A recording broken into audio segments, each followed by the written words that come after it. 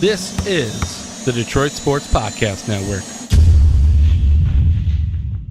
It's time for this week's Wrestling Perspective podcast with myself and Petey Williams, which feels like forever and a day since you and I have sat down and recorded a podcast. I miss you, buddy. Hey, how's she going, eh? I miss you too. I mean, yeah, I missed last week, didn't I? Was that last week that I missed? It was a lot. We had an OVE takeover. Dave Chris filled in for you. Then Sami Callihan was amazing enough, and I want to talk about this a little bit later, but he was amazing enough to donate almost 40 minutes of his time to a sit-down interview with me, and I can't thank him enough for the time he gave me. And I want to talk, because I don't think, I'm going to openly say this, I don't think it was a good interview. Not from him, but because of me. And I want to talk openly about how hard it is to interview someone who is giving them your time. Not only that, but has a certain character, but has agreed to kind of open up a little bit, but you don't want to push it too much. You don't want to jeopardize his character. It was pretty hard for me to kind of toe the line and kind of have fun with them. It was a weird interview for me personally. Yeah, and that makes sense. Like, I mean, first off, like, Sami, I love the guy. I've had many private conversations with him regarding wrestling, we'll just say. We'll leave it at that, because I know he's very protective of his character, and I'll respect that. I definitely will. But it's tough because, most of our interviews, minus the Jimmy Jacobs one we did a couple weeks back, like they're like 15-minute interviews. Like, we get to like the core stuff that we want to talk about, kind of like, scratch the surface of everything, and then that's it. So to do 40 minutes, I mean, that's a different ball game. That's a game changer, because it's like, you hit all the good stuff, like you do all your high spots at the beginning of the interview, and then you're like, okay, where do I go from here? I have to keep going, and I don't know where to go. So it's tough. I mean, I totally get that, Dennis. For as good as I know that you are at interviewing, because you've been doing it for so long, it's to go 40 minutes a la Ric Flair. I mean, that's tough. There's a Blue Chew ad in here somewhere where we can circle back to that later. But yeah, definitely. But I want to also, I didn't tell you this because I didn't want you to feel kind of odd that you didn't get me a gift or anything, but happy 2-year anniversary with the Wrestling Perspective, you and I. You know what? I was going to say something, but I'm like, man, is that weird if I know the exact date of our 2-year anniversary? And I'm like, that's weird. So I was just like, if he brings something up, then I'll say, hey, happy anniversary.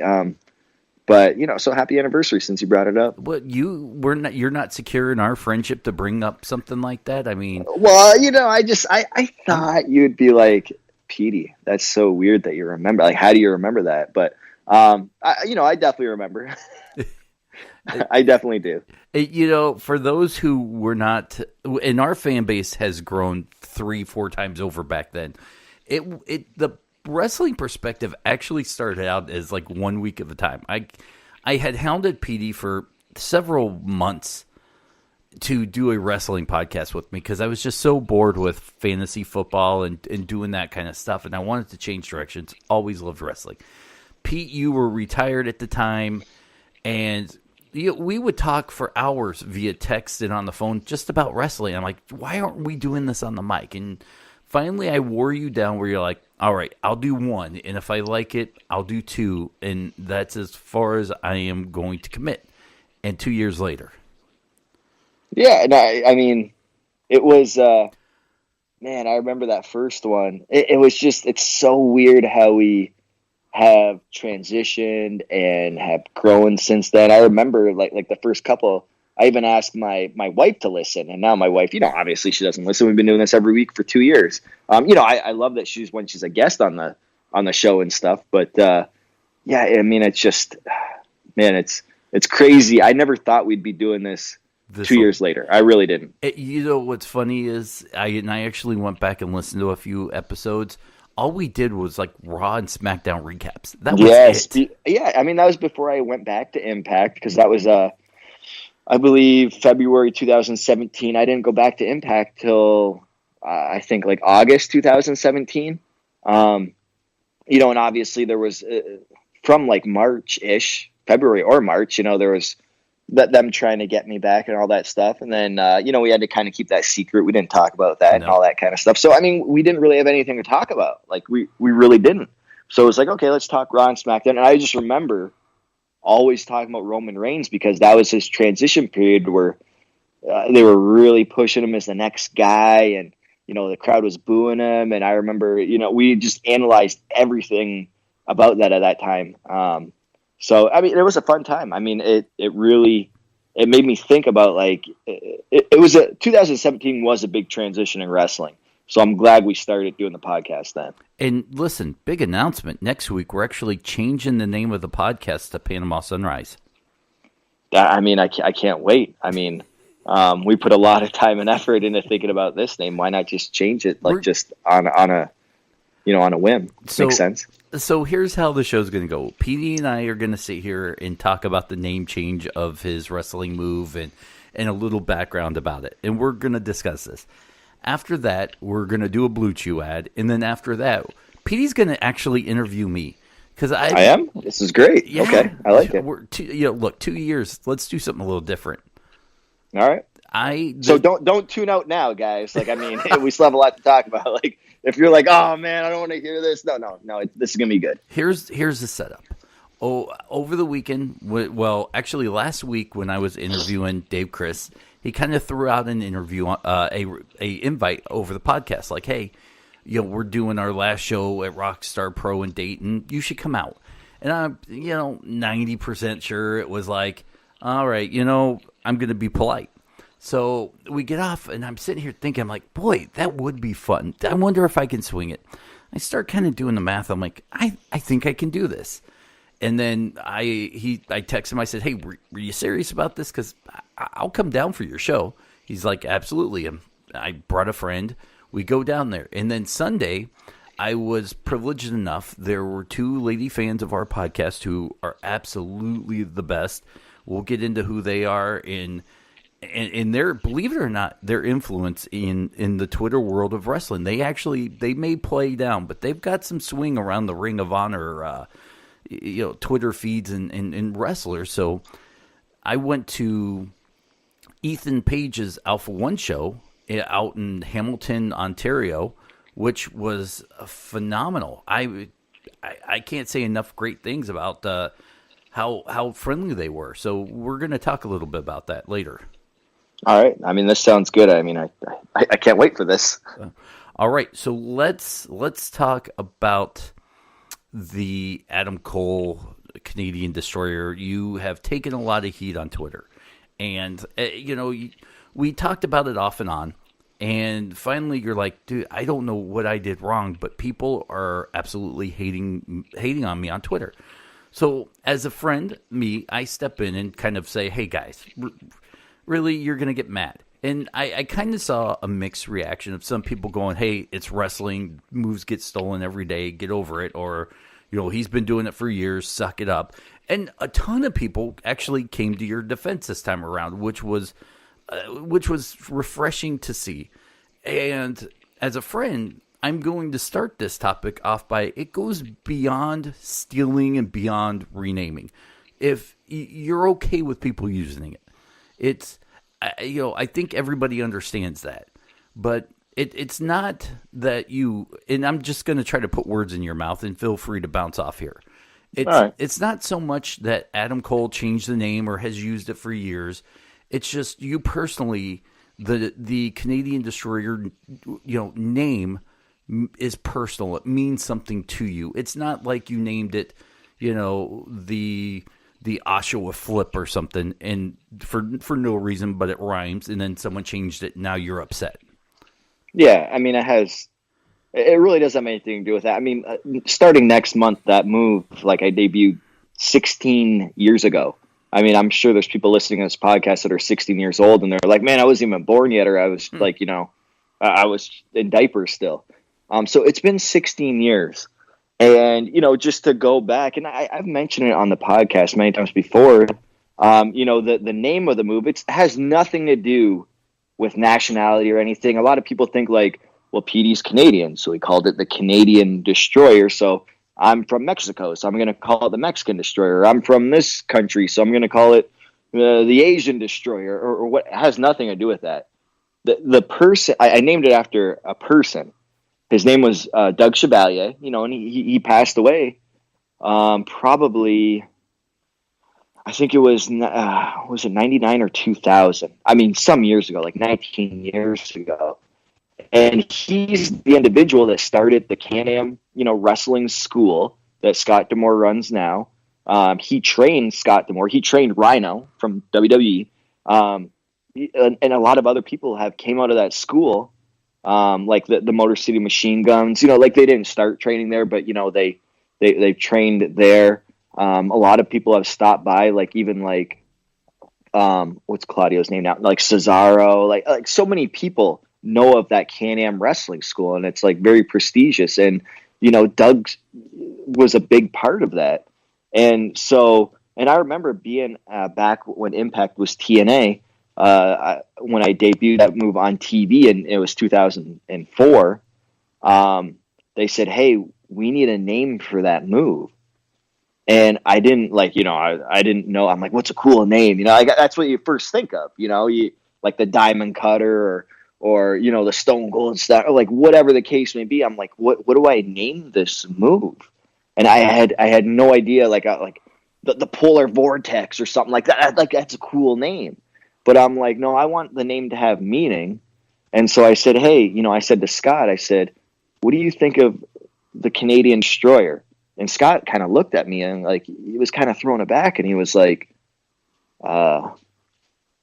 that's not really a name. Like that's a name of a person. And I'm like, I think we could pull it off as the name of the move, like kind of, we're in Team Canada. This all started through, Doug Chevalier. Like my first independent show that I worked security was the Doug Chevalier Memorial after he just passed. And, I'm like, I think this has a good meaning to it. Like I don't even care that it's a flipping pile driver move. I don't care if I do, a punch to the face as a finishing move or whatever, a body slam. Just the name really meant something to me and the individuals that train there. So that was the part of it. And then people just start calling me the Canadian Destroyer, which is fine because then Doug's legacy will live on forever. So it had more meaning than, oh, they called it the Destroyer and he's Canadian. So it has a lot more meaning than that. But I mean, Dennis, I don't think a lot of people realize like how difficult it was in 2003, how difficult it was to get people to take that move. Like there was no moves out there like that at the time that people were taking on a regular basis. Like 2019, a Canadian Destroyer is done every single weekend. I mean, okay, it is what it is. It's a different day and age. But in 2003, like I remember when, I was going to do it with Chris Sabin, and he was like, oh, okay. And he's like, I don't know if I should take it. I mean, it seems pretty dangerous. Like this is before 2003. Like, I mean, YouTube was probably around, but it wasn't really a thing. Like I remember in 2003, I was not buying, but when I had matches at IWA Mid-South, I was getting VHS tapes from them of my matches, not even DVDs. I don't think DVDs were like a big thing in wrestling until about, like 2004. Like that's when they started moving those. So, I mean, it was next to impossible to get people to take this move because I can't just pull up my phone because back then we had flip phones. There was no like, YouTube or video or anything. I couldn't say, hey, this is what the move looks like. There was none of that. So just to describe this, like, wait, you want to do a flipping pile driver? They're like, no, I'm not taking that. And people are like, the Diamond Cutter, like, that was renamed the RKO, and before that it was the Ace Crusher. I'm like, okay, in 2003, if I were to explain to you, or even like in the 80s, if I were to say, hey, I'm going to grab your head and then I'm going to fall to my back, you're going to fall to your stomach, that's the move. People would be like, oh yeah, that's no problem, that's fine, that's super safe, right? No problem. But in 2003, when I'm trying to explain this move to people, they're like, no, I'm not going to take that. That seems way too dangerous. So then, I got shot down, and then I was so blown away when I did it to Matt Seidel. Like I said to Matt, I said, hey, I want to try this new move. And it's like this. And I didn't really know how to explain it because I've never done it before. And he's like, okay. Like, I mean, I was not expecting that. I was expecting him to ask me more questions and all this kind of stuff. He just said, okay. And we did it, and that was the beginning of it. So, I always thank and I always mention Matt Seidel. He was the first one I ever did it to because he had no idea what to expect. Like, he didn't know if I was going to kill him or anything like that. And I did it. And it was safe. And then, moving forward, I was like, I tried to give it. I was like, Sanjay, let's do this straight. He's like, no, man, I don't feel, I can't take that. And since then, Sanjay's taken it 100 times.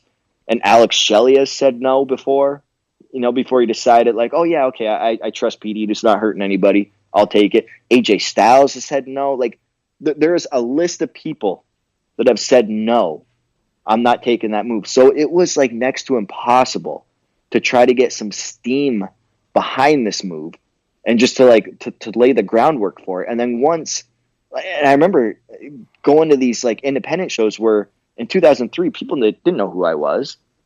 And even in 2004, they're like, I don't know. I don't want to take that move. It looks dangerous. And when I finally started getting going with it and like begging people, oh, it's safe, don't worry. And I use the word beg because I pretty much had to say, like, hey, man, I've done it to this person. It's safe. Trust me, I'll take care of you, all this kind of stuff. And now, in 2019, I pretty much can't find a wrestler that hasn't done the move at all. So it just, the transition is so people don't understand how hard I worked to get this move that everybody does now, to get this move into pro wrestling. And do all the legwork for that, and they're like, "Oh, I'm going to do that move," and then they do it, and they're like, "Yeah, whatever. I renamed it. It's no big deal." It's like, okay, well, it's kind of a big deal because just to get that move in the door, it was like it was a nightmare. And all it would take is a little nod and a wink, even on commentary, like, that move's been named the Canadian Destroyer, or even something as simple as that, which.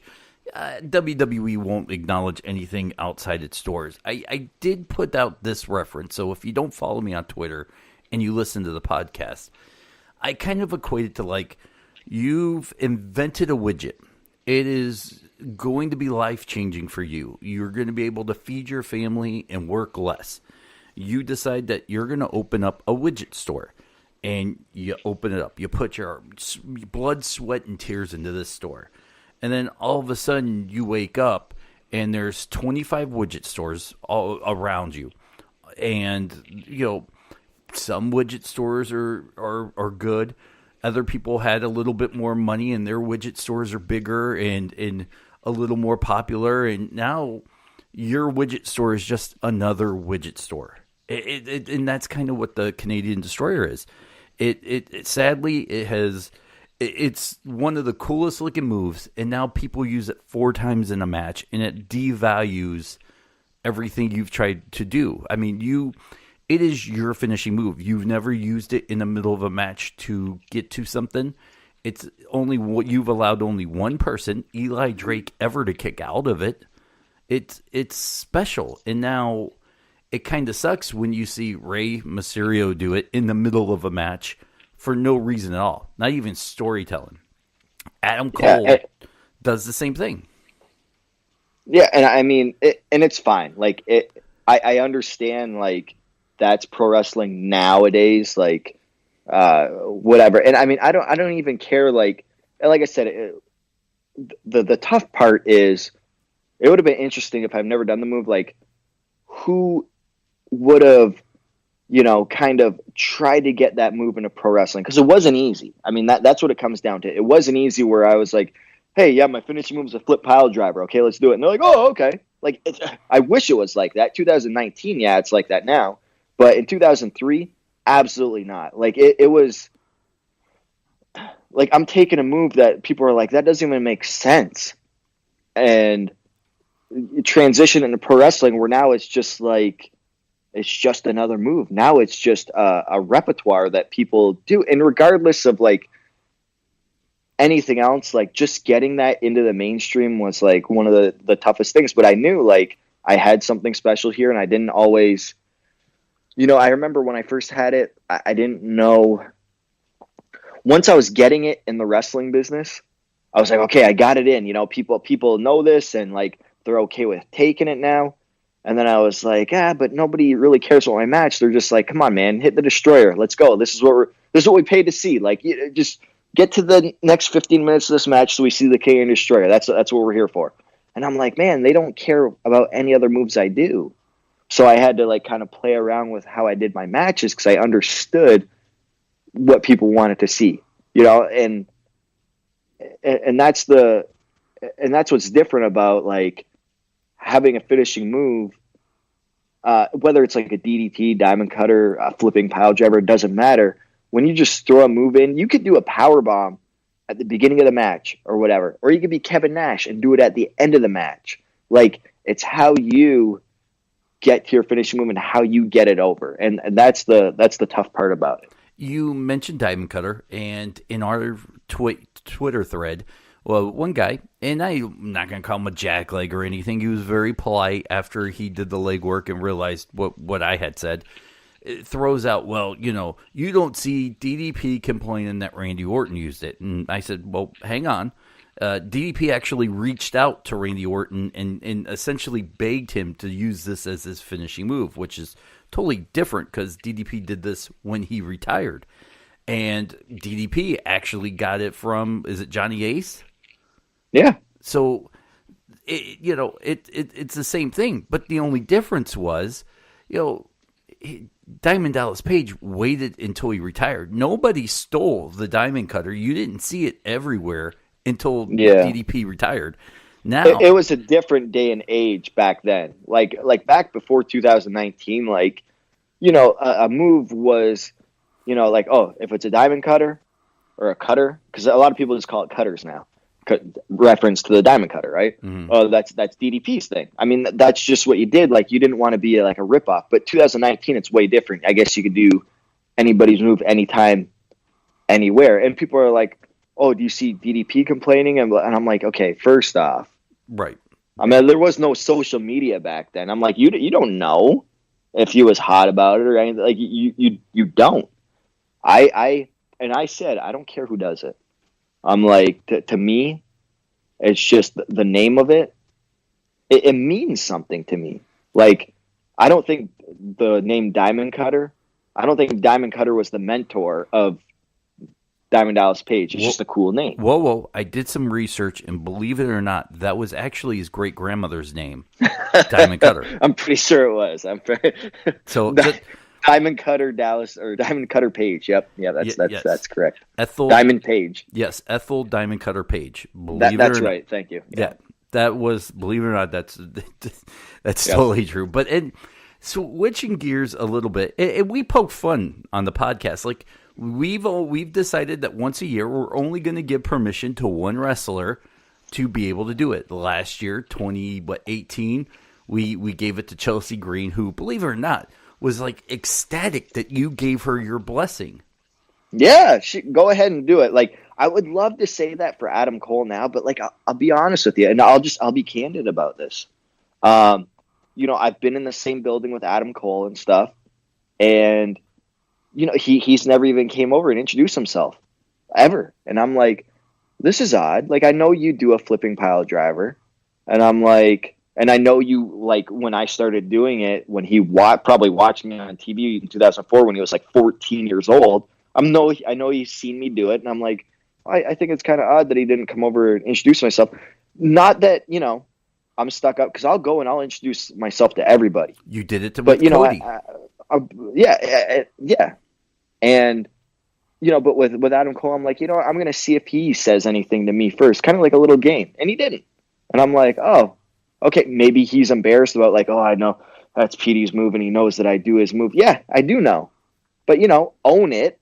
Have the extreme ownership of, like, yeah, man, I do your move, whatever. And it would have been a whole different thing. Unfortunately, that's not how that went down. So, no. And I don't know if you would call it heat. I think it's just a respect thing. And unfortunately, Adam Cole, which is dead. Respect is so dead in 2019. It's like, I just don't even understand it nowadays. Oh, I mean, I think social media kind of ruined it, I think, because people could get themselves over now rather than trying to work themselves up in the business like this business has always been. I also think, like, it's just so different because, the wrestlers push and push to be better, I guess. But they do that because the fans, they also want more. They're like, no, we want to see more stuff. And now you see out there, and I'll probably get a lot of heat for saying this, but like a lot of the wrestlers can do everything. But I think that's the problem nowadays is that all the wrestlers, I don't want to say that they're the same because everybody's like, oh, this person's different, but they can do a lot of the same stuff athletically. Okay. It's just a different era. So the fans push for that. They got that. And then and then they're like, okay, why aren't the ratings higher and all that kind of stuff? Like, well, it's because you have a lot of the guys that can do the exact same stuff because the fans wanted more. So we're giving them more. And it was we all ruined it for ourselves. Like when you want more, the wrestlers give more. So it's the wrestlers' fault. It's also the fans' fault because they want more. And now this is where we're at right now. But it's still, it's like with AEW and stuff like that and what's going on. Like it's a really interesting time in the wrestling business. I want to kind of listen to this interview 2 years from now when everything's rolling to see what happens in the future. Wow, I don't think you will because you haven't listened to mine and Sammy's interview yet. I'm a little hurt. Yeah, but I have to wait 2 years to listen to that. Oh, is that? I go 2 years back, so starting today, I'm going to listen to our first interview. Oh, that's nice. Now you want to talk about respect? I actually had, I don't know if a Twitter dust up maybe with a wrestler I saw this weekend, Petey, and it went to lack of respect. So a young man named, and I'm going to call him out, Kobe Durst. I don't know if you've ever heard of him. No, where was this at? Was this at Alpha One or was this at Alpha Rockstar? One? So I go with Kingdom Carey and Sassy Greyjoy, two ladies on Twitter, phenomenal follows, amazing people, right? One of the most fun car rides I've ever had. We get there and we're watching the show, and Carrie kind of turns to me and had said, this Kobe Durst guy, I'm a little hurt by him. I'm like, really? Why? She's like, I took some pictures of him and posted them on my Twitter. He follows me, takes the pictures, puts them up on his Instagram, changes the filters, and kind of takes credit for the pictures. And I kind of thought, all right, if this is like Sami Callihan or somebody else, you go, you know what? That's cool. That's awesome. But when you're a indie wrestler trying to make your way and you have a fan take the time to take a picture and post it and is excited, give them credit. And this may go back to your move, but it irked me. And then he kind of no-sold her too at the show, like whatever, and moved on. She didn't say anything, but you take someone's picture from them that they post, then you turn around and act too cool to say hi to you at a show. So I go on Twitter, and you know what? I'm a little, excuse my language, shit disturber. I get it, and I'm okay with it. And I kind of had said, and I was very neutral about my post. It said, I saw this picture on Instagram and noticed it's here. I don't know who did what, but boy, wouldn't it be nice if someone kind of got credit? And I'm paraphrasing. Like, I don't know who did what here. And he replies, I deleted it, and then blocks me. And I just want to say that I think that is so immature. If you get busted and you're still in the picture, just say, hey, you know what? Sorry about that. I appreciate it. Thank you for taking a picture of me, and move on. But when you're a independent slub, and I'm going to use it with this term here, I'm sure he's a nice guy. And I hope one day I can sit down and talk to him. But from this instance, when you're acting too cool for school and you can't even give your fans the pleasure of saying, hey, you know what? Thank you. You know what? You can go pound sand in my book. Well, I mean, no, you're absolutely right, Dennis. I mean, I've never heard of this wrestler. Maybe I have, but maybe I haven't. But the name's not ringing a bell. And I mean, I seen that's like a low of what happened to you this past weekend, but What was your first show? It was Rockstar Pro? It was Rockstar Pro. Phenomenal, by the way. I did not know what to expect. As I kind of said, Dave sent me an invite to come down, and I brought Russ. And I know Russ will listen to this interview, but can I say something about Russ that? Oh, just don't bury him, because if he needs to step in on my absence, we need him. Go ahead, bury him. Go, do it. And he knows I love him to death. He knows he's one of my good friends. I love Russ too, man. He's absolutely great. I love him. But Russ can talk, and Russ can talk, and Russ can talk, and Russ can talk. And it was great on the way down, and he kept me awake and entertaining. On the way back, there was a moment, and I still giggle about this, and I know Russ won't be sore, but I'll probably tease him because he's been filling in on the radio show for you. So I'm kind of making him a star, so I can do this here. On the way back, I'm like, hey, Russ, I'm tired. I need to take a quick nap because, I still have to drop him off at his house, and then it's an extra hour to my house, and it's like 4 a.m., 3 a.m. at this time. So we switch. We start driving, and Russ is talking. Not annoying by no stretch, but just talking. And so you can't fall asleep. Yeah, I get it. And finally, I'm like, Russ, you got to be quiet. I'm trying to sleep. I felt bad, but it was God bless him. I love Russ. Hey, no, I love Russ. I mean, believe it or not, like, you could say what you want about him, but he's a badass in real life, man. I know. Like, I've done like MMA stuff with him, and he could kick some butt, man. Like, I mean, dude, when I'm walking downtown Detroit, like when we go to those shows or whatever, when Russ is with us, I'm like, dude, talk as loud as you want, Russ, and say whatever you want, because I know you can back it up unless the guy has a gun. But I mean, I know you could kick anybody's butt, man. I mean, you do it. But in real life, and I say real life because, wrestling, but in real life, Russ is man, he could kick some butt. So, and by the way, he comes and fixes stuff at my house all the time. So I love him. What, he does? Yes. He fixes stuff at your house? Oh, he's coming over to my house. My butler can't do crap. He's not like a handy guy. So I need a handy guy. So, okay. All right. This is good to know. So anyways, you've talked about all the negative stuff. Let's get rid of that negative stuff that happened over the weekend. Let's talk about some good stuff that happened. Let's start with Rockstar Pro, and then we'll go to Alpha One. I can't say enough great things because I don't know what to expect. It's their last show in this building, which was a nice building to begin with. They had their own little bar, and apparently they're opening up a new place. They're going to have a restaurant attached to it, and Sami, kind of had said, they're going to try to do some live podcasts. He wants us to come down and do one. So awesome. Okay, I'm there. I geeked out a little bit. I'm not going to lie. I was like, listen, that interview I did with Sami, it was 40 minutes of me trying not to be a fanboy. And I say this because I'm not a journalist.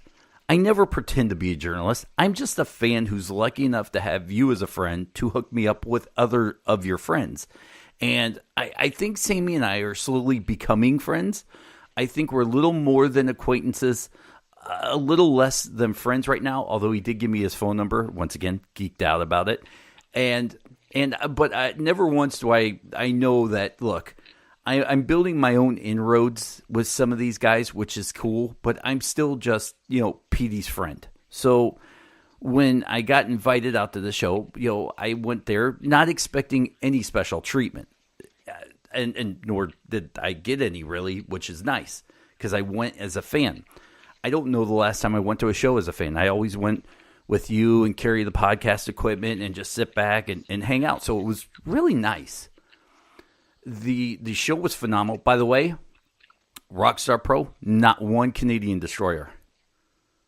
Oh, well, not that I care, but the move's been used so much that where I think people are like, I don't want to do a Canadian destroyer because people have seen it way too many times. But Sami has told me before, we're like, hey, man, I did a show and we had like 4 Canadian destroyers in the first minute of this 4-way match. And I'm like, and I've talked about this on the podcast where Sami was like, I don't want to get off topic about going back to Canadian Destroyer, but anyways, go on. No Canadian Destroyers on the show. None on the show.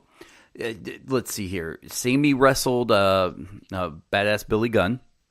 Mr. Ass. Which yeah. How was that? You know what? It was better than I thought it would be. It really was. You know what? Yeah, because I know Billy, and Billy's he's pretty old school. He likes to keep everything simple, but he will keep it very entertaining and stuff like that. So yeah, I'm glad. I mean, I can't see that contrast, that mix of Sami versus Billy, but I'm good at it. It exceeded your expectations. It absolutely did. It was entertaining, and they pulled it off very well. The end was, and I feel bad that I don't remember who Dave Chris wrestled, but I got to tell you, the character was very Clockwork Orange-esque, and I've never seen a entrance song fit a character any better than the guy Dave Chris wrestled. It was a casket match. Cactus match would be totally ugly, by the way. Oh, man, I think you just came up with something new. But anyways. Wait until next Impact tapings. You'll see a ton of cactus matches. Cactus matches. Are you sure you didn't say casket match? Nope, you said cactus match. That's it. But and I even told Dave at Alpha 1, I'm sorry. I told Dave, I said, he did this one spot where, he jumped onto the casket and really sold that he hurt his ankle. So much so you saw him unbuckle the padding on his boot, and one of the refs ran to the back, and I'm like, I turned to the ref, I'm like, I think he's really hurt. Holy cow. And it wasn't until probably about 2 minutes later he does a corner spot. I go, oh, he got me. That's good, because those are really hard to do. Like I remember people always pitching like, oh, let's do this spot where I hurt my ankle and the ref or whatever, and then I'm stretchered and all this kind of stuff. And I'm like, I hate that stuff because, on TV when they actually film that, like you just, it's a work. Like that's the way I look at it. I'm like, if they're filming it, like usually when like real injuries happen, they keep the camera away from it. They usually like cut to a commercial break or what, like that's what makes it look real. So when they do stuff like that, I'm like, oh man, like usually the match would end like right then and there if it was an actual legit injury. So I always hated it because I'm like, oh, this is a work. But that's just me personally. Like I've always hated that. I've had people pitch like, oh yeah, let me do a leapfrog and I'll hurt my knee. And I'm like, I hate that stuff, man. Nobody buys it as real. So it's good that you bought it. They were able to sell it as being real. Dave sold it so great. I cannot say enough great things at the way Dave Chris sold that move. So I gotta say that show was great. I got to talk with Sami a little bit, and I'm like, hey, when are we going to record this interview? So Sami's, God bless him, he's like, hey, bring your podcast equipment to Alpha 1. I'm sorry, I don't know why I call it Alpha Pro. It's because it's Rockstar Pro, Alpha Pro. It's a spoonerism. Anyways, go on. There it is. So he's like, bring your podcast stuff to Alpha, and we'll record there. I'm like, I don't really, I turned it like, okay. He's like, I don't want to do it over the phone because my phone cuts out. I'm like, what do you have, like a flip phone or something? Come on, Sami.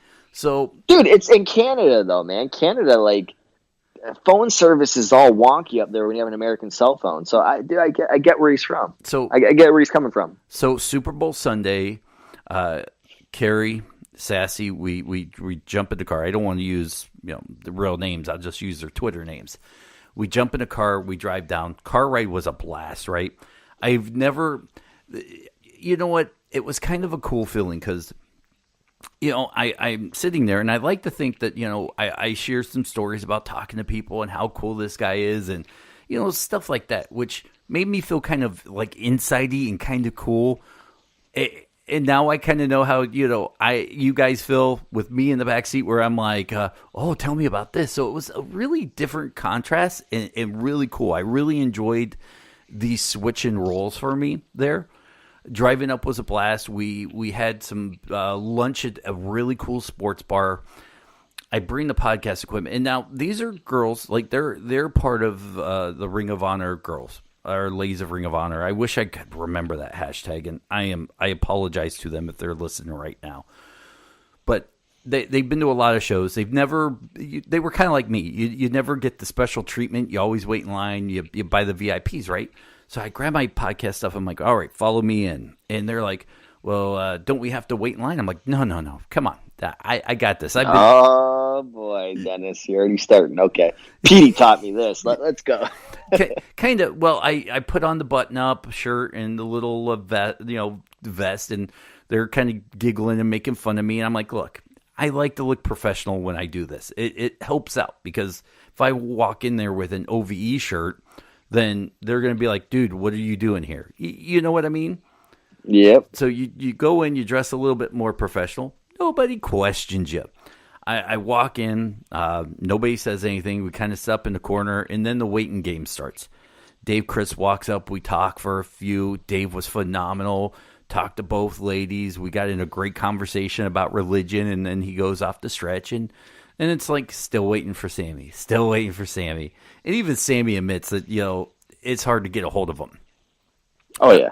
So I think it wasn't until, I don't think I saw him in intermission either. It wasn't until the end of the show where I think if I can remember this correctly, I finally see him and say, hey, what's up? He's like, yeah, you want to do it now? I'm like, dude, nah, the show's over. Let's just do it later by phone. He's like, oh, man, I'm sorry. Phenomenal. And it's the first real time I ever got to really watch Sami. And this is one of these guys who truly values his fan base. I saw him talk to every single person, not rush them through line for a T-shirt. He was gracious and kind and didn't push people. We've been at shows where it's some wrestlers were, how many people can they get through their line and get done with it? And unfortunately, that's just how it goes sometimes. But Sami took time with his fans. It blew me away. Comes over, we talk, and I tried to buy a shirt because if I get into a show for free, I want to give a couple bucks back to say thank you. You didn't have to let me in. So I tried to buy a shirt. He wouldn't take my money. He gave me a shirt, and I ended up giving the shirt to one of the ladies because I'm going to buy a shirt later anyways. And I want to say thank you to them for their hospitality. So I just got so I'm rambling right now about how awesome Sami is. He's not but cooler than you, Pete. Don't worry. Don't worry. No, I know Sami, and I love Sami. I love talking to him and all that kind of stuff. Working with him at Impact and everything. And I've told him, I'm like, hey man, I think you're like you can be the world champion here. Like he has, and I've told him, like when we interviewed him the very first time, I said, Sami, I'm like, you used to watch me on TV. You've told me that, and you mark out for me, but now I watch you on TV and mark out for you. And he's like, oh man, like thanks. Like, and that was that's the only time I really see Sami like sentimental or anything. But no, I love Sami, and he's so passionate about the business. Like I've had to tell him times to like, dude, let it go. Like that's not worth it. Like, but he's just so passionate about making things right and all that kind of stuff. I'm like, and believe it or not, I've only wrestled Sami twice, and both times there was 4 other guys in our match. We did like a 6-man for Ring of Honor, and in Windsor for one of our Twitch shows or whatever the case may be. We did a 6-man tag, and every time like he's business, and so I totally get when he couldn't get the interview with you because he's super professional. Believe it or not, he's super professional business. Understands his job. Like I could work with Sami every day because like his mindset is the same as my mindset. Like you just want to go out there and perform and your business. And I totally get that. Here was the thing I was trying to get to. And I don't know if this is going to be a little bit of stereotype in here, but I'm going to shoot the arrow and see where it lands and if you agree or disagree. You kind of can tell after the show, after the people wait in line, where there are a couple families that probably spent, their last bit of free money they had to bring their kids to a show. and they kind of linger, just hoping to shake the guy's hand, not expecting or asking. Maybe they may ask for a photo. Do you know where I'm going with this? Maybe. Go on. And there was a family there that kind of fit the qualification. They waited until everybody left. They were very polite. They waited until he was almost done packing up, and walked up very respectfully and said, "Hey, our son's a huge fan," and whatnot. And I saw Sami Callihan, and I don't care if he gets mad for me saying this. Take out a shirt and give it to the kid. Just give it to the kid. Didn't have to do it. Gave it to the kid, and was like, I got one small left, and I don't really want to pack it. I want you to have it, And sat there, talked with the kid, took pictures. Didn't have to do any of that. And right there, when I saw that, I knew Sami Callihan might be my new favorite wrestler. And you know what? He might be my new favorite person. I've seen you do it, and it endears me to you for forever. But when I saw Sami do that, I thought, you know what? What a great person. It's just, I don't know how to put it other than what a great person. Yeah, and I think, I don't know if it's me, Sami, just wrestlers in general, like, we understand that we're nothing without the fans. If there's no fans in the seats, if there's no fans cheering, if there's no fans talking about us, then there's nothing. We don't have a business. So we totally get that. Like, I know I've been in lines where they're like, oh, $5 for a picture with your own camera, and okay, if that's the rule, we'll do it. But then if people are like, hey, can I get a picture with you? Yeah. I'm not going to charge you an extra $5 to take a picture with your own camera. I don't care. Like, people are asking me to have a picture with me. Like, to me, that's like the ultimate compliment. I'm like, I know there's people outside of wrestling that don't know who I am, and they're like, they could care less about me. So, if it means that much to you, yeah, absolutely. Like, I'm like, let's go. Let's take a picture. I'm like, all day long, I'll do that. Now, with that being said, please, people, don't approach me asking for pictures. It's $7. It's $7. Yeah, $8. $8. It's $8, and you better have correct change. I'm not giving you back change. Yeah. If not, it's going to be 10, and I round up to. Yeah, I get it. That's right.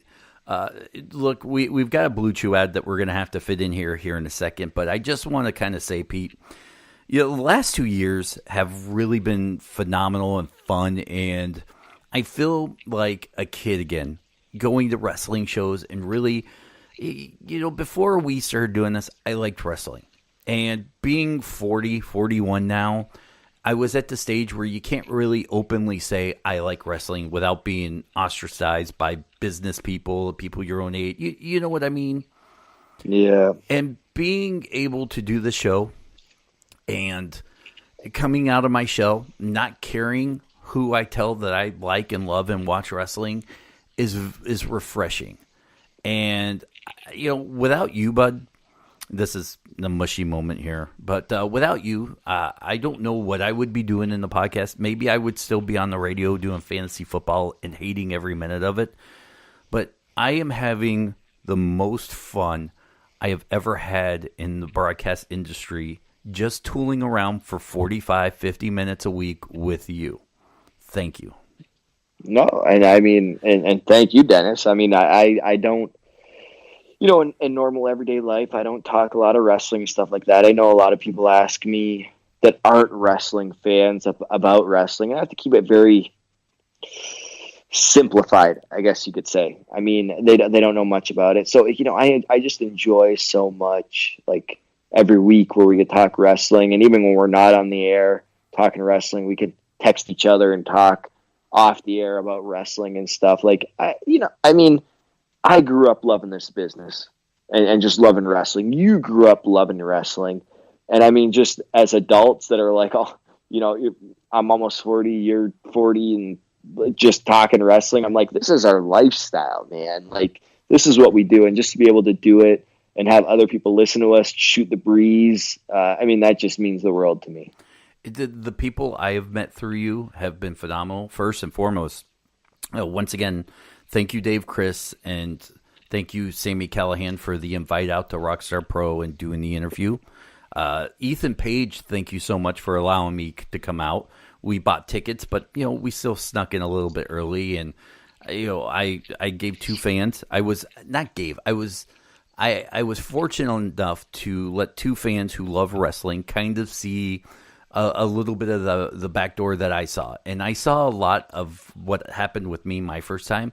One of them was too afraid to look in the ring while they were going through their matches because they just didn't want it to be ruined for them. And I thought, that's a love right there for something that you don't see a lot of anymore. And I respected it, and I thought that was awesome. Yeah, and Dennis, and I appreciate that. I mean, a lot of people are like, what's going to happen next? And everybody's all about spoilers nowadays. But it's good that, they buy a ticket for the show or just come to the show and like, they don't want things to be spoiled. They want to be surprised and stuff like that. Like that's stuff probably what you did when you went to Alpha One. And you're like, I don't want to know what happened at the Super Bowl. I want to be able to watch it. I DVR'd it and stuff like that. Like you could have so looked on social media and been like, oh, my team, the Patriots, they won. Awesome. But you didn't. Yeah, and so absolutely, Ethan Page. What a great show you put on from match one to the end. I was thoroughly entertained. You know what? And I'm not saying this, and I would give you an honest report on the show, right? Oh, I guarantee you, absolutely, you would. Look, I called out one of the wrestlers for God's sakes earlier on the podcast, so I'm not afraid to. But there wasn't a match on the Alpha show that I thought was a bathroom break match. The only critique I have for it, and I don't know if they could have changed this, was there was no barricades between the fans and the ring, right? And there was just one guy. What a dumbass. Because there was just one guy that kept constantly in the middle of a match, getting up and getting more beer, getting up and peeing. There was one time where he got up and was going to walk through, and they were doing a dive spot, and like another fan had to hold him back from getting killed. And then he got a little pissy with that guy. And I thought, if there was a way to maybe put a ref on each corner or do something a little bit more, there was a spot where Sammy's laying on the ground, right, in the middle of a match. And there are fans walking around him to go to the bathroom. And I really felt like that was kind of disrespectful. Yeah. And I mean, and it all depends on budget too. It's like, okay, do you want to pay to rent barricades? Or can I have an extra few $100s to book this guy? And if I was Ethan Page, I'd be like, you know what? We don't need barricades. Because I've been on shows that don't have barricades. For example, we have Twitch shows at the Diamondback there in Belleville. And they don't have the barricades, the guardrails. And I've actually gotten a fight with a guy before because he pushed me when I was about to catch a dive with Alex Shelley. I've talked about this on the podcast before. And I'm like, if there's a barricade there, that wouldn't have happened. But I get it. I mean, it sucks. But at the same time, it's like, all right, you take a calculated risk. It's like, do I book this guy or do I not get this awesome guy on my show and get barricades? It all depends. And you know what? I think if you, and I'm not critiquing the way he did this because it was just one guy. I couldn't tell on the other side of the ring. It was one guy, and apparently the ladies I went with have been to this show, and this guy is kind of notorious for doing this. So I think there's, you make announcements like, please, refrain from getting up in the matches, and if you have to, walk behind the chairs or something. But other than that, there was not one match that I would deem a bathroom break match. From the opening match to the main event, phenomenal. Well, I mean, good. I mean, I know I've been on those shows before, and I've been on the shows with Dave and Jake before when they were the Irish Airborne, and and obviously that was the weekend I had the flu, and I've got stories where Ethan Page didn't like how I was acting and stuff, but remember I had the flu and I didn't want to go out and party. I had a phenomenal time at those shows. Wait a second. So did he call you out for having an attitude problem? Yeah. I mean, this is going to be great. I cannot wait to get him on the podcast and agree with him. Yeah. I don't have an attitude problem. I didn't, when you're like, when you got the diarrhea and you just got over the flu and you're like, hey man, I don't want to go to a bar and drink. I just want to go home and sleep. And then he's like, no, it's like, dude, come on. You're my ride. Like, let's go. Like, I'm like, other than if it was any other weekend, great. But I just got over like the vomiting flu and I just want to go. Like, I was going to cancel the show. Like, that's how much it was. But I'm like, I know I shouldn't. But, I mean, and then obviously that gets, but you know what, me and Ethan now, we're totally cool. Like, I age in his matches and stuff. He loves when I age in his matches. We talk all the time. I mean, it's 2019, different ball game, I guess. I did walk up to him and thank him for his hospitality because I had you reach out to him and just make sure it was okay if I could come do a podcast. I love Sami, but the last thing I wanted to do was bring it set up and then someone go, whoa, what are you doing? Who'd you talk? Yeah. And I've learned that the first thing you do with anything is just ask permission. Not that big of a deal. 9 times out of 10, they won't care. Yeah, and he won't. And I mean, we'll have, like, I already talked to Ethan. We'll have him on our podcast and stuff and talk. And we have a really good rapport. And I'm looking forward to that. So yeah, we're all good. And finally, let's knock this Blue Chew ad out and go home. Thank you, Petey, once again. 2-year anniversary. It's a special podcast. I got you flowers and a night out on the town. You did? Well, you know what? I got you the same thing plus Blue Chew. What? Did you? Yeah. So yeah, now we can hang out all night long? We can hang out all night long. 2-year anniversaries. I mean, like 1-year anniversary is like paper. 2-year anniversary, I think, is Blue Chew. Yeah, Blue Chew or podcast. I think that is the diamonds are out now. It's now either podcasting or Blue Chew. But let me tell you guys, we have a new promo code from Blue Chew. It's now Perspective. So hopefully you can type that all in. It helps us out more than anything if you guys go there. Look, PD's kind enough to give away a free order if you use the promo code Perspective. If you go to bluechew.com, you go through. It's all online, so there's no awkward doctor's visits. It has the same active ingredients as Cialis and Viagra, so you know it works. It's chewable, PD. Do you know what that means? That means you could put it between your teeth and chew it, right? I mean, that's what I'm guessing chewable means. I was going for it works twice as fast as if you had to take the pill. Yeah, it goes straight in really quick, so you don't have to wait for the time released and all that kind of BS. Yeah. I get it. So you no more. I know the cool thing back in the day with Viagra was you crush it up and you snort it through a straw, which is I don't know. So. I don't know if I'm making that up, but either way, you don't have to do that with Blue Chew. Just chew it, and that's that simple. It's made in America, so it's cheaper than the little blue pill. And ladies, listen, I know there are some of you listening right now thinking, you know what, my boyfriend doesn't need it, or my husband doesn't need it. But, if you keep wrestling with mid-carders your whole life, you won't get any better. Blue Chew will help elevate your mid-card husband, your mid-card boyfriend, as I'm like insulting our fan base now, to the main event status.